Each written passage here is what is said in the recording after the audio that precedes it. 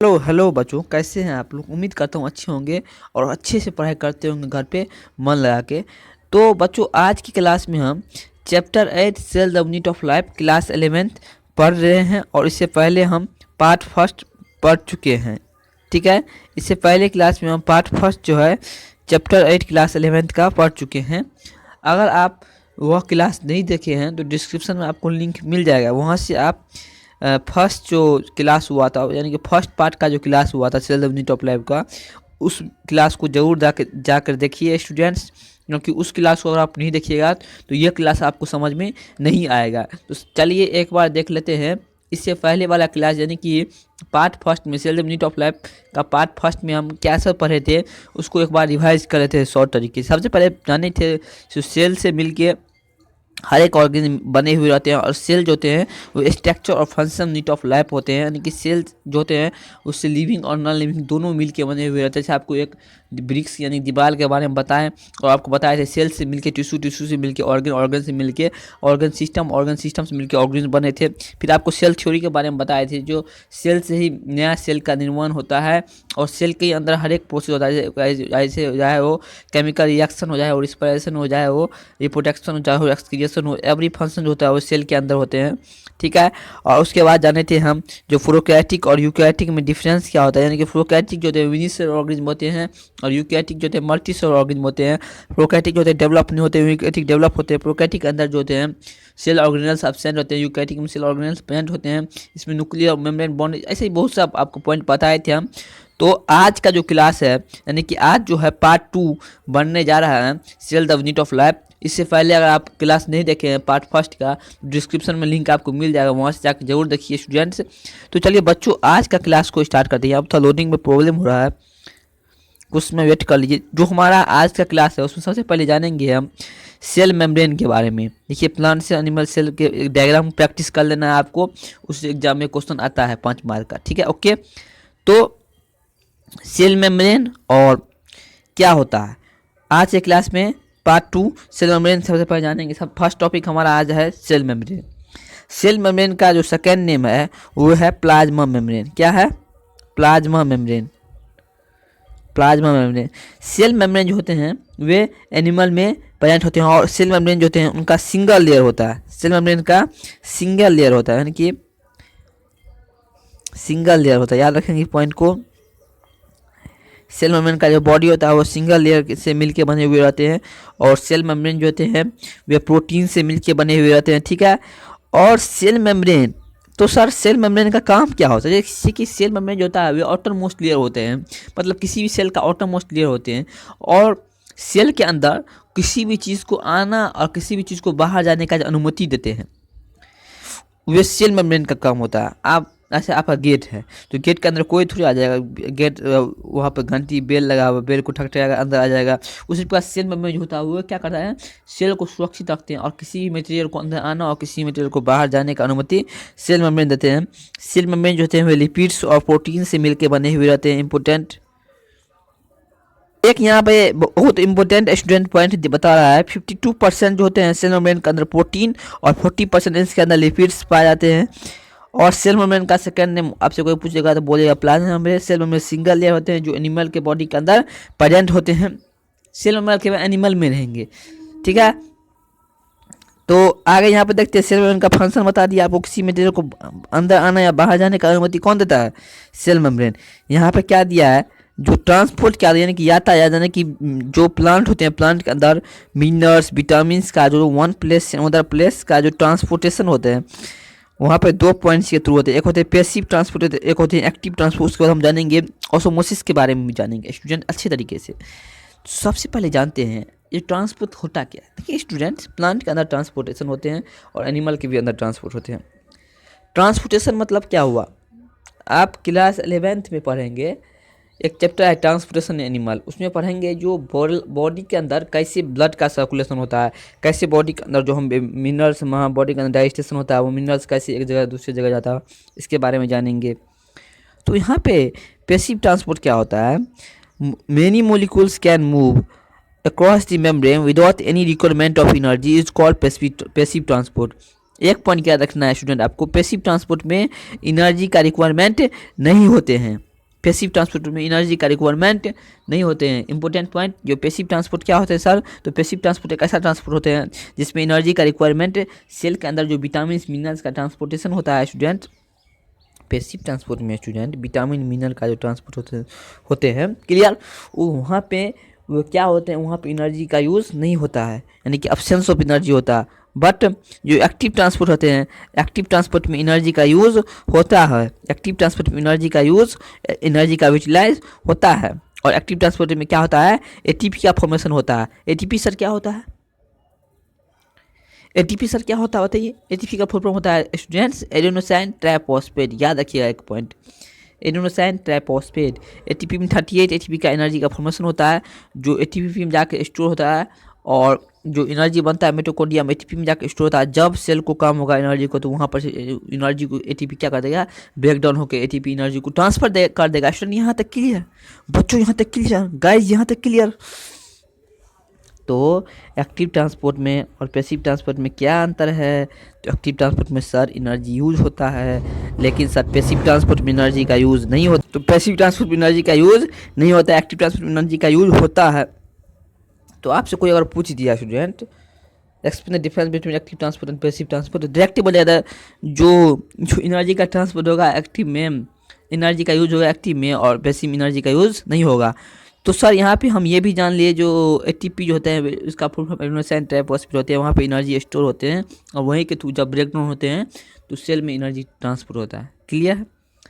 Next जो यहाँ पे पॉइंट है वो है ऑसोमोसिस। देखिए स्टूडेंट यहाँ पे आपको एक एक पॉइंट क्लियर कर है, तो आप लोग का क्या फ़र्ज बनता है, अपने दोस्तों तक, अपने रिश्तेदारों तक, अपने बहन तक, अपने भाइयों तक वीडियो को शेयर करें,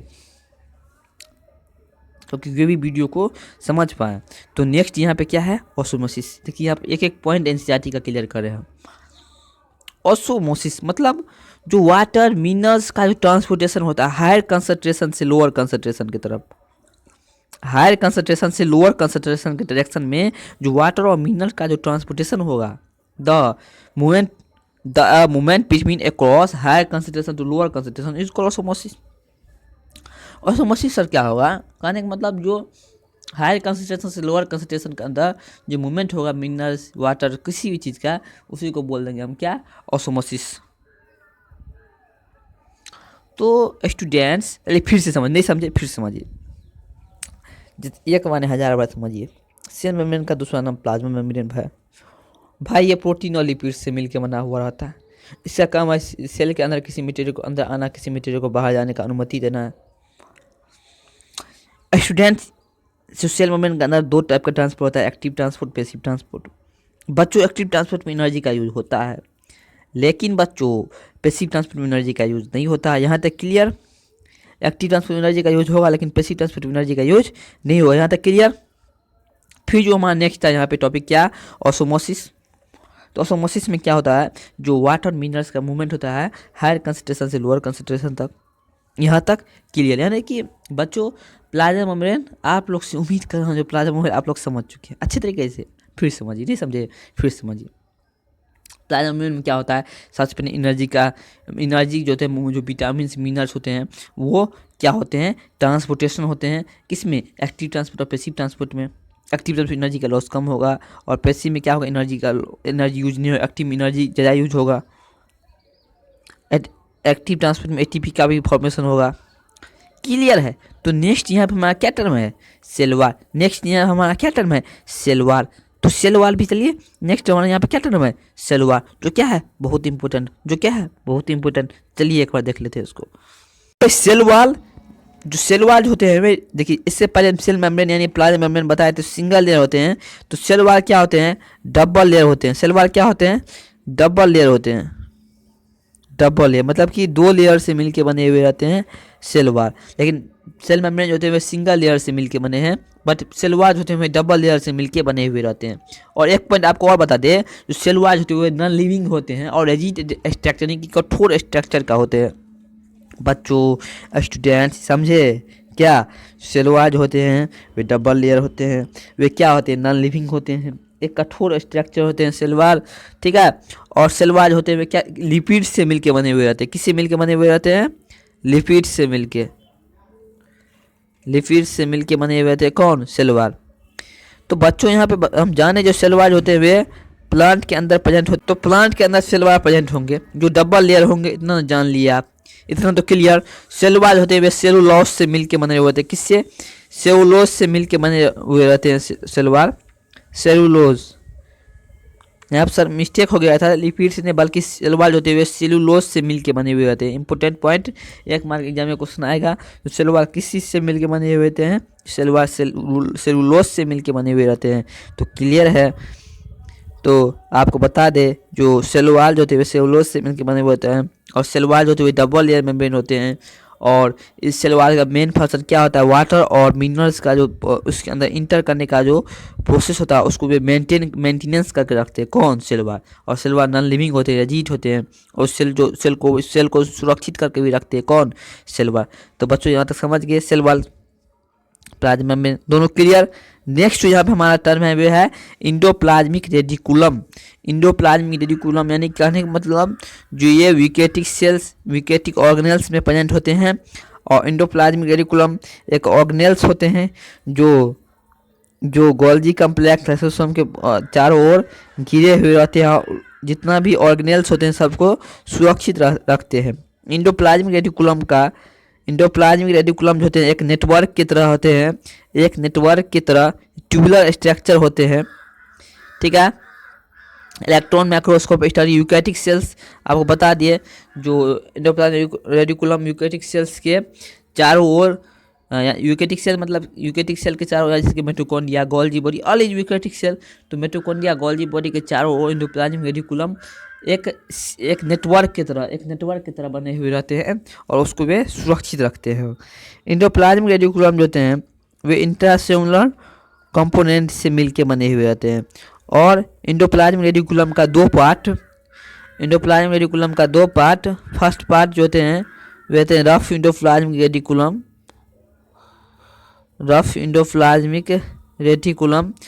और सेकेंड जो होते हैं वे होते हैं कम्प्लेक्स इंडोप्लाज्मिक रेटिकुलम। तो रफ इंडोप्लाज्मिक रेटिकुलम जो होते हैं, फर्स्ट होते हैं रफ इंडोप्लाज्मिक रेटिकुलम, सेकेंड होते हैं स्मूथ इंडोप्लाज्मिक रेटिकुलम। कौन होते हैं? Smooth endoplasmic reticulum. तो यहाँ पे स्टूडेंट्स रफ इंडोप्लाज्मिक रेटिकुलम जो होते हैं वे राइबोसोम से कनेक्ट हुए रहते हैं। रफ बहुत इंपॉर्टेंट बच्चों, यहाँ पे बहुत इंपॉर्टेंट बता रहे हैं आपको। जो रफ इंडोप्लाज्मिक रेटिकुलम जो होते हैं वे राइबोसोम से कनेक्ट हुए रहते हैं और उनका मेन काम है प्रोटीन का सिंथेसिस करना। और रफ इंडोप्लाज्मिक रेटिकुलम जो होते हैं वे प्रोटीन के सिंथेसिस और सेक्रेशन करते हैं। वे राइबोसोम के वॉल से कनेक्ट हुए रहते हैं। रफ इंडोप्लाज्मिक रेटिकुलम उसका मेन फंक्शन क्या है? प्रोटीन का सिंथेसिस करना। और स्मूथ इंडोप्लाज्मिक रेटिकुलम जो होते हैं वे राइबोसोम से कनेक्ट नहीं हुए रहते हैं, वे राइबोसोम से जुड़े नहीं रहते हैं। और उसका क्या काम होता है? लिपिड से बना लेना सोचता है, वो लिपिडे बना लेता है। तो दोनों में कभी कभी लड़ाई हो जाता है। रफ स्मूथ में बोलता है और अब बोलता है हम तो प्रोटीन बनाता है, तू तो लिपिड से बनाता है। तो बोलता है हम लिपिड से नहीं बनाएंगे तो फिर एनर्जी का सिंथेसिस कैसे होगा? कौन? स्मूथ बोलता है। दोनों कभी कभी लड़ाई फंस जाता है। तो rough endoplasmic reticulum, smooth endoplasmic reticulum बारे में ध्यान समझिए। जो रफ इंडोप्लाज्मिक रेटिकुलम होते हैं वे क्या होते हैं? राइबोसोम से कनेक्ट होते हैं। क्लियर बच्चों? समझ गए कि नहीं समझ गए? नहीं समझे तो समझिए ध्यान से। रफ इंडोप्लाज्मिक रेटिकुलम राइबोसोम से कनेक्ट होते हैं और उनका मेन काम क्या है? प्रोटीन का सिंथेसिस करना, प्रोटीन का बनाना। राइबोसोम का भी प्रोटीन का काम है सिंथेसिस करना, इसका भी मेन काम क्या है? प्रोटीन का सिंथेसिस करना। बट स्मूथ इंडोप्लाज्मिक रेटिकुलम जो होते हैं वे राइबोसोम से कनेक्ट नहीं होते हैं, इसीलिए उनका काम क्या है? लिपिड्स का फॉर्मेशन करना। तो यहाँ पे अभी हम सेल मेम्ब्रेन यानी कि प्लाज्मा मेम्ब्रेन के बारे में जान लिए, सेल वॉल के बारे में जान लिए, इंडोप्लाज्मिक रेटिकुलम के बारे में जानिए। उनका दो पार्ट होता है, रफ इंडोप्लाज्मिक रेटिकुलम और smooth endoplasmic reticulum. Endoplasmic reticulum होते हैं नेटवर्क की तरह होते हैं हर एक सेल ऑर्गेनल्स के पास। और रफ इंडोप्लाज्मिक रेटिकुलम का मेन काम होता है प्रोटीन का सिंथेसिस करना, जो राइबोसोम से कनेक्ट हुए रहते हैं। नेक्स्ट टॉपिक क्या है? Golgi body. गोल्जी बॉडी का खोज कौन किए थे? कैमिलो गोल्जी 1898 में, ठीक है।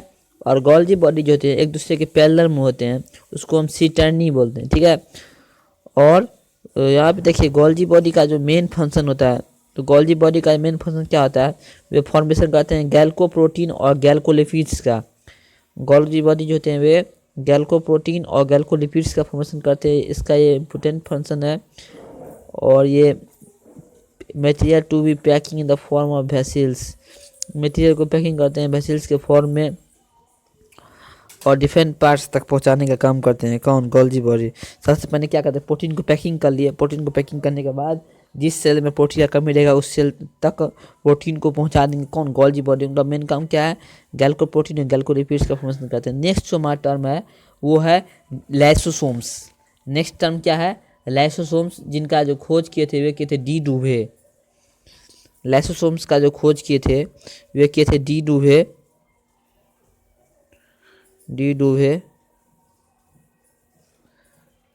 किए थे 1955 में। 1955 में लाइसोसोम्स का खोज डी डूवे किए थे। तो लाइसोसोम का जो प्रमुख काम है वो है इंट्रासेलुलर डाइजेस्टेशन करने का। मतलब अगर कोई सेल अच्छे तरीके से काम नहीं कर रहा है, बॉडी का जितना भी सेल है वो हर एक सेल्स में, हमारे बॉडी में मिलियन ट्रिलियन सेल है, ठीक है, और जितना भी सेल है उस सेल में स्टूडेंट लाइसोसोम्स प्रेजेंट हैं। तो अगर वे सेल ठीक से काम नहीं कर रहा, यानी कि उस सेल के अंदर मिटोकॉन्ड्रिया या एंडोप्लाज्म रेटिकुलम और सब जो ऑर्गेनल्स अगर वे डेड कर गया और ठीक से अगर सेल काम नहीं कर रहा है तो लाइसोसोम वहाँ पे हाइड्रोलाइटिक एंजाइम सेक्रेशन करेंगे। वहाँ पे क्या करेंगे? हाइड्रोलाइटिक एंजाइम सेक्रेशन कर देंगे और वे सेल को वहाँ पे क्या कर लेंगे? डाइजेस्ट कर लेंगे। इसीलिए इनको सुसाइडल बैग बोला जाता है। सुसाइडल बैग क्यों बोला जाता है? क्योंकि लाइसोसोम हर एक सेल में प्रेजेंट देंगे। लाइसोसोम देखेंगे तो सर ये सेल ये तो काम ही नहीं कर रहा, पूछेगा तुम काम क्यों नहीं कर रहा, बोलेगा नहीं काम कर रहा। उस सेल अगर काम नहीं करेगा लाइसोसोम, तो वह सेल अगर काम नहीं जिस सेल में लाइसोसोम है तो कोई भी सेल नहीं काम करेगा। लाइसोसोम क्या करेंगे? उस सेल में इंट्रासेलुलर हाइड्रोलाइटिक एंजाइम सेक्रेशन कर देंगे और हाइड्रोलाइटिक एंजाइम सेक्रेशन करने के बाद उस सेल को वहाँ पर सेल में हाइड्रोलाइटिक एंजाइम ये पावर होता है, उस सेल को क्या कर लेंगे? डाइजेस्ट कर लेंगे, ठीक है। वहाँ पे इंट्रासेलुलर एंजाइम सेक्रेशन कर देंगे और उसके बाद भी सेल को डाइजेस्ट कर लेंगे। इसीलिए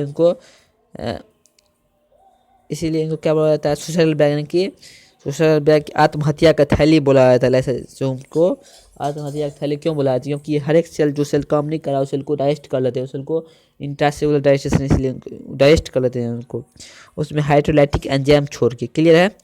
तो लाइसोसोम्स का खोज डी डूवे किए थे 1955 में। जो सेल अच्छे तरीके से काम नहीं कर रहा वे सेल में वे हाइड्रोलाइटिक एंजाइम छोड़ देते। कौन? लाइसोसोम छोड़ दिए। देखे इसे तो काम ही नहीं कर रहा, अरे बोला है अब क्या करेंगे, इसे तो काम नहीं कर रहा है। वहाँ पर हाइड्रोलाइटिक एंजाइम छोड़ दिया और सेल को वहाँ पे डाइजेस्ट कर लिए। क्लियर? तो लाइसोसोम यहाँ पे क्लियर हो गया बच्चों। नेक्स्ट हमारे यहाँ पे टर्म है वो है वॉक्यूल्स। वॉक्यूल्स जो होते हैं वे प्लांट में पाए जाते हैं। प्लांट के अंदर 90% जो वाटर होते हैं उसको वॉक्यूल्स क्या करते हैं? मेंटेन करके रखते हैं। अपने वॉक्यूल जो होते हैं उसमें वाटर जो होते हैं वे स्टोर होकर रखते हैं। और वाटर का जो प्लांट के अंदर वाटर इम्बैलेंस हो जाएगा, कहीं से कहीं भाग जाएगा। तो कहीं से कहीं भाग गया, अब तो वॉक्यूल उसको एक जगह कलेक्ट करके रखा वाटर को, ऐसा भाग नहीं देगा, पकड़ लिया, खींच लिया, एकदम फूड को स्टोर कर रखा। कौन? वॉक्यूल। समझ गए? क्लियर? नेक्स्ट जो हमारे यहाँ पर टर्म है वो है मिटोकॉन्ड्रिया और उसके बाद और आ गया है प्लास्टिड्स। तो मिटोकॉन्ड्रिया यहाँ पे देख लेते हैं मिटोकॉन्ड्रिया क्या होता है। तो मिटोकॉन्ड्रिया भी एक यूकैरियोटिक सेल ऑर्गेनेल्स हैं। मिटोकॉन्ड्रिया बताने से पहले आप लोग एक इम्पोर्टेंट पॉइंट बताना भूल गया हम। लाइसोसोम्स किस चीज़ के अंदर नहीं रहते हैं प्रेजेंट? तो लाइसोसोम जो होते हैं आरबीसी यानी रेड ब्लड सेल के अंदर लाइसोसोम प्रेजेंट नहीं रहते हैं, इसके अंदर एब्सेंट होते हैं। एग्जाम में क्वेश्चन आएगा जो लाइसोसोम किसके अंदर एब्सेंट होते हैं? रेड ब्लड सेल के लाइसोसोम अंदर एब्सेंट होते हैं। तो रेड ब्लड सेल फिर का हिस्सा डेड, उसका जो लेफ्ट होता है वो होता है 120 डेज। तो वे लाइसोसोम स्प्लीन में चले जाएंगे, स्प्लीन में जाकर वे अपने आप को आत्महत्या मर जाएंगे, वहाँ पर जाकर खुद मार लेंगे। लाइसोसोम का वही आरबीसी का वही काम है। आरबीसी में लाइसोसोम है ही नहीं, तो लाइसोसोम कैसे समझेगा आरबीसी कैसे हुए? जब आरबीसी जब डेड कर जाएगा तो लाइसोसोम उसको कैसे वहाँ पे इंट्रासेलुलर एंजाइम वहाँ पे छोड़ देगा, उसको ईट कर लेगा, वहाँ पे डाइजेस्ट कर लेगा। हर एक सेल मिलेगा तो वहाँ पे डाइजेस्ट कर ही लेगा, लेकिन इसमें कैसे करेगा? नहीं करेगा। क्लियर है? तो नेक्स्ट यहाँ पर हमारा मिटोकॉन्ड्रिया माइक्रोस्कोप से विजिबल नहीं हो सकता है, इलेक्ट्रॉन माइक्रोस्कोप से उसे देखा जाता है। और मिटोकॉन्ड्रिया होते हैं वे डबल मेम्ब्रेन बॉन्ड स्ट्रक्चर होते हैं।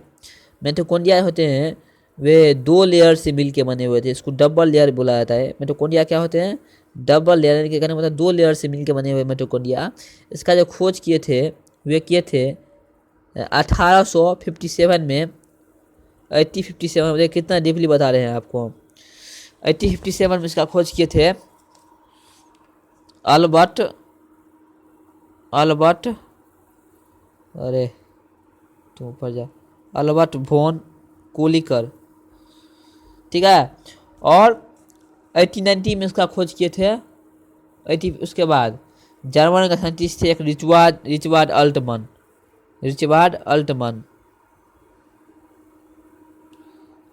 खोज किए थे कितना 1890 में। और फिर 1898 में इसका खोज किए थे कौन, कार्ल्स बेंटा लिख लीजिए इसको, इतना पॉइंट आप समझ गए। और जो मिटोकॉन्ड्रिया होते हैं डबल लेयर होते हैं, 2 लेयर से मिलकर बने हुए होते हैं, ठीक है। जो आउटर लेयर होते हैं, जो बाहर वाला लेयर होते हैं, बाहर वाला लेयर और अंदर वाला लेयर 2 लेयर से मिलकर बने हुए होते हैं। तो यहाँ पे बाहर वाला लेयर जो होते हैं और अंदर वाला लेयर होते हैं। मिटोकॉन्ड्रिया जो होता है ना वहाँ पे मिटोकॉन्ड्रिया का पावर हाउस सेल बुलाती है। किसके पावर हाउस सेल करने का मतलब मेटोकॉन्ड्रिया का मेन काम क्या होता है, एनर्जी का सिंथेसिस करना।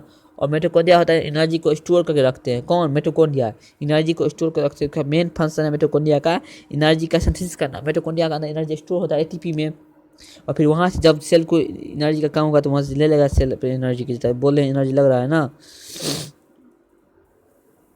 outer membrane called limiting boundary of the organ, inner membrane called crusty। outer membrane को तो limiting boundary organ, inner membrane को crusty बोलते हैं। और crusty जो होते हैं the two membrane the on specific mitochondria set of aerobic, mitochondria के सेट में एरोबिक रिस्पिरेशन होता है, यानी कि 38 एटीपी का फॉर्मेशन होता है, ठीक है। बता दिया आपको जो मिटोकॉन्ड्रिया के मेन काम क्या है, प्रोटीन का सिंथेसिस करना। और प्रोटीन जाकर कहाँ स्टोर होगा, एटीपी में। और एटीपी में जब एडेनोसिन ट्राइफॉस्फेट का फुल फॉर्म होता है, जब एटीपी टूटता है, एटीपी टूटने के बाद हर एक सेल में, जिस सेल में एनर्जी का कम रहेगा उस सेल में एटीपी एनर्जी को ट्रांसफर कर देगा। मिटोकॉन्ड्रिया के इसीलिए हम पावर हाउस सेल बोलते हैं। एग्जाम में क्वेश्चन आता है पावर हाउस सेल किसको बोलते थे, पावर हाउस सेल मिटोकॉन्ड्रिया को बोलते हैं। क्लियर है। नेक्स्ट जो हमारे यहाँ पे है वो है प्लास्टिड्स। यहाँ पे मिटोकॉन्ड्रिया हम देख लिया, और मिटोकॉन्ड्रिया होते हैं डबल लेयर मेम्ब्रेन होते हैं। उसके बाद देखिए मिटोकॉन्ड्रिया का जो होता है 2 लेयर होता है, आउटर लेयर और इनर लेयर। तो आउटर लेयर में क्या होता है, ऑर्गेनेल्स सब रहते हैं यहाँ पे, और इनर लेयर में मैट्रिक्स और क्रेस्टा होता है। इनर लेयर में मैट्रिक्स और क्रेस्टा होता है जो आपस में इनफोल्डिंग रहते हैं, ठीक है। और क्रेस्टा वहाँ पे सरफेस एरिया को क्या करते हैं, बढ़ा के रखते हैं। फिर आपको बता दीजिए मिटोकॉन्ड्रिया का अंदर क्या होता है, एनर्जी एनर्जी रहता है, एटीपी में स्टोर एनर्जी का ट्रांसपोर्टेशन होता है। नेक्स्ट जो है यहाँ पे प्लास्टिड्स प्लांट के अंदर पाए जाते हैं, प्लांट सेल में पाए जाते हैं। प्लास्टिड जो होते हैं उनका 3 पार्ट होता है, क्लोरोप्लास्ट और लिकोप्लास्ट। क्लोरोप्लास्ट किसको बोलेंगे, प्लांट का जो ग्रीन पार्ट है जिससे फोटोसिंथेसिस का प्रोसेस होता है। समझ गए बच्चों, प्लांट का जो ग्रीन पार्ट है उसको हम क्लोरोप्लास्ट बोलेंगे। और क्रोमोप्लास्ट किसको बोलेंगे, प्लांट का कलरफुल पार्ट जो है, देखिएगा जो गुलाब का फूल, गेंदा का फूल और डिफरेंट प्लांट का जो कलरफुल पार्ट होता है उसको बोलेंगे क्रोमोप्लास्ट। और लिकोप्लास्ट किसको बोलेंगे बच्चों, जो प्लांट का कलरलेस पार्ट है, जैसे रूट एग्जाम, जैसे कि लिकोप्लास्ट किसको बोलेंगे बच्चों, जैसे कि रूट जो प्लांट का कलरलेस पार्ट है, जैसे मशरूम। तो बच्चों यहाँ पर समझ गए जो क्रोमोप्लास्ट और लिकोप्लास्ट के बारे में। क्लोरोप्लास्ट प्लांट का जो कलरफुल पार्ट होगा, क्लोरोप्लास्ट प्लांट का ग्रीन पार्ट होगा, क्रोमोप्लास्ट प्लांट का कलरफुल पार्ट, लिकोप्लास्ट प्लांट का कलरलेस पार्ट, जैसे मशरूम हो गया, रूट हो गया, सब क्या है, लिकोप्लास्ट। नेक्स्ट यहाँ बच्चों क्या है, वो है राइमोसोम्स का जो राइमोसोम्स को खोज किए थे जॉर्ज प्लैंडे 1953 में। इम्पोर्टेंट फर्स्ट ऑब्जर्व किए थे राइमोसोम का जॉर्ज प्लैंडे 1953 में। राइमोसोम्स का जो मेन काम है वह है प्रोटीन का सिंथेसिस करना। इसका 2 पार्ट होता है राइमोसोम्स का 2 पार्ट होता है, एक होता है 70S, एक होता है 80S। कौन कौन होता है, 70S और 80S। तो राइमोसोम्स का 2 पार्ट होता है, 70s और 80s, जिसमें 80s बड़ा 80s क्या होता है,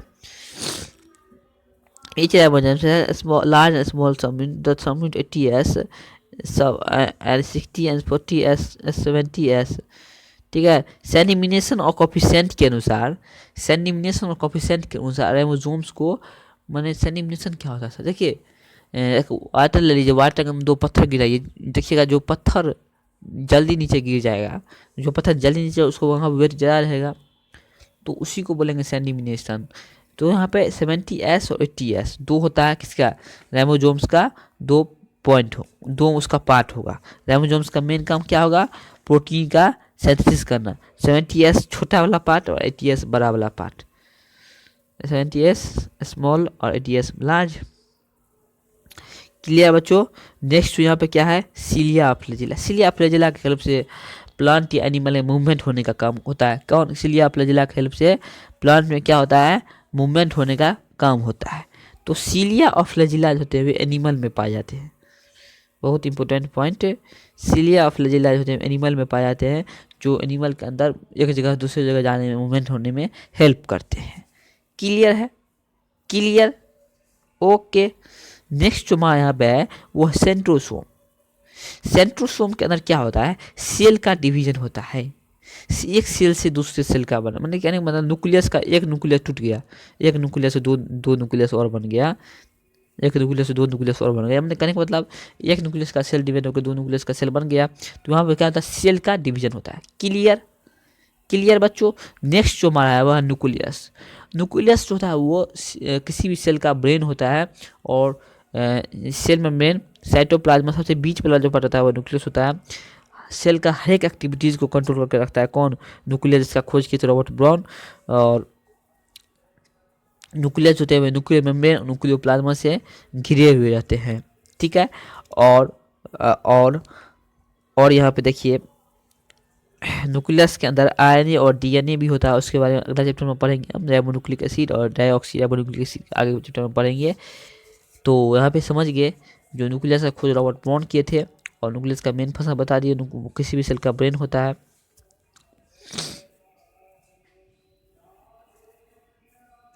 ठीक है, और इसके बाद यहाँ पे न्यूक्लियस के अंदर क्रोमोसोम्स भी होते हैं। तो क्रोमोसोम्स होते हैं ऐसे होते हैं, इसको ऊपर जीन का लिया होता है। 46 क्रोमोसोम्स होते हैं टोटल ह्यूमन बींग के अंदर।